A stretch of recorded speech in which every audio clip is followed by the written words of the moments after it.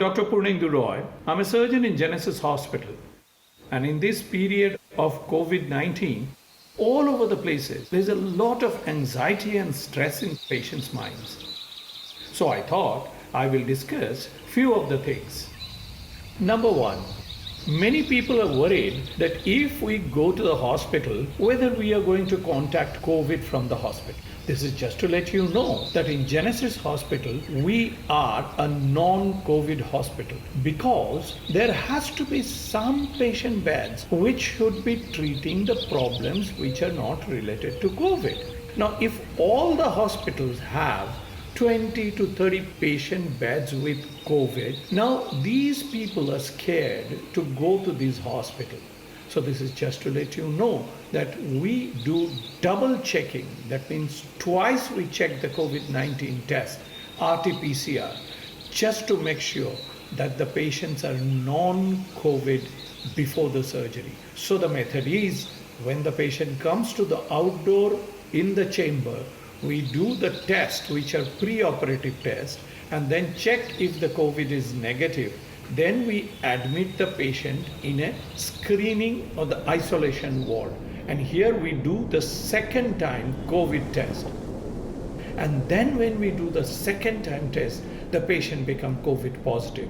Now these patients should not be operated at all if they are positive. Everybody is talking about why the prices have gone so high up. The moment people talk about private hospital, people talk about private hospitals are greedy, they are crazy for money, just to loot the patients. But nobody is trying to think about the cost involved. Even for sanitization of the whole hospital, the chamber, the operating area, cleaning of the whole hospital, each and every doctor doing the chamber has to wear the full PPE. Personal protective equipment and with the face mask and preferably N95 mask. Secondly, when the operation is being done inside the operating theater, the anesthetist, the anesthetic assistant, the surgeon, the surgical assistants and the scrub nurse and the runner, which is a sister which gives the equipment, everybody has to wear a PPE. Where will the cost come from? PPE is not provided by the government or by any other donation unit or an NGO. This has to come from the hospital in the private sector, so the cost has to be borne by the patient. The next thing, which is a dilemma again, is when as a routine we do the COVID test, some of the patients turned out to be COVID positive but completely asymptomatic. No fever, no cough, no throat pain, no breathlessness, nothing. But they just are asymptomatic COVID positive carriers. So they go for home quarantine, and after 14 days, when they check that they have become COVID negative, now they want the surgery. COVID negative does not mean that the patient is safe to operate. This is causing a problem. COVID test is done by taking a swab from the nose and a swab from the throat. That means these two places the virus is not there, but we still do not know whether after about a month these patients are still harboring this virus in their respiratory tracheobronchial tree. And when general anesthesia is given and with an intubation and positive pressure, these virus can be spread all over the lungs, and many of the people have developed bilateral pneumonia and succumb to COVID after having a general anesthesia and the surgical procedure. So one reason we are looking for guidelines, but unfortunately there is no such guidelines from WHO or ICMR.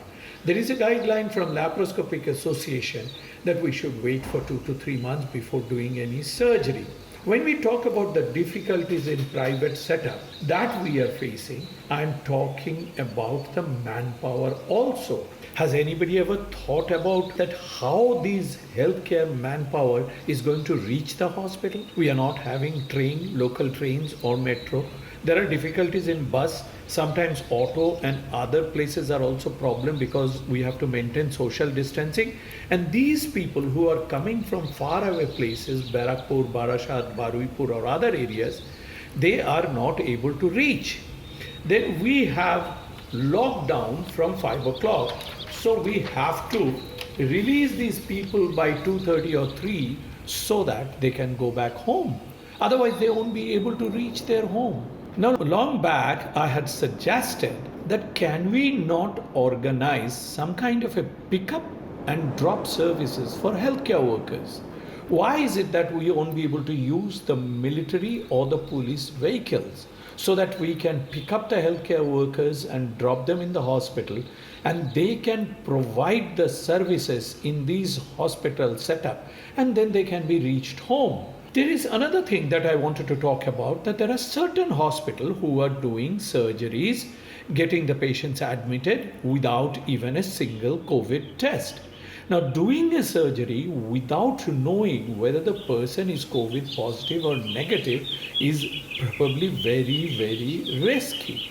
Sometimes we are faced with a situation when a gynecologist faces a term pregnancy which has gone into labor, membranes have ruptured, water is leaking or bleeding, or the baby is in distress, which means fetal distress, and there is a need for emergency cesarean section. Now, in this condition, if the patient is admitted in a hospital and an emergency C-section is done, the test has been sent for COVID, RT-PCR test, which the report comes after 1 or 2 days, and then it comes positive. Now imagine the situation. Now all the people who came in contact, now they have to be quarantined or tested for COVID positivity, because if they came in contact for more than 10 to 15 minutes with the patient.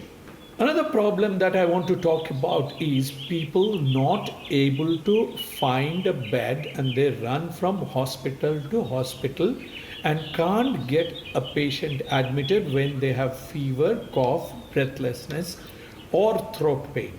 There is a centralized website, and if that is publicized, then these patient and patient relatives can actually check where the bed is available, and if there is transparency, they can ring or through computer online book in advance that this is the name and we are coming to get this patient admitted.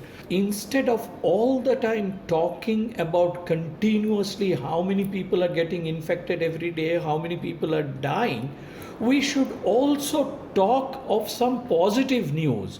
We should continuously highlight in many places that how many patients have got cured. There is a fear that if you are an aged person, that you are more likely to succumb to death.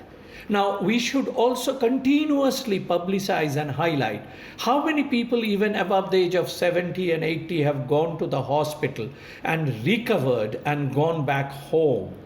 If you think that you like this video, like it, share it, subscribe to my channel, spread this news everywhere. And let all of us sing together that we shall overcome, we will win, and Corona will lose. We shall overcome, we shall overcome, we shall overcome someday. Oh, deep in my heart, I do believe we shall overcome someday.